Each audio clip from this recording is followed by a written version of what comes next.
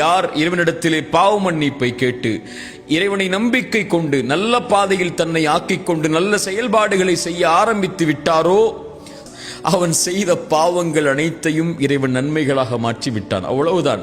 அவன் செய்த பாவங்களுடைய சுவடே அவன் வாழ்வில் கிடையாது. பாவ மன்னிப்பை கேட்டு இறைவா என் பாவத்தை மன்னித்து விடு, இப்படி அநீதம் செய்திருக்கிறேன், இப்படி குற்றம் செய்திருக்கிறேன், இழிவடையக்கூடிய பாவங்களை கூட சுமந்திருக்கிறேன், யா அல்லாஹ் நான் மனிதன் பலகீனமானவன், என்னை மன்னித்து உன் இறைவனிடத்திலே வந்தால் இறைவன் முதலிலே அவனை அழைத்து அரவணைத்துக் கொண்டு அந்த பாவத்தை முதலிலே மறைக்கிறான்.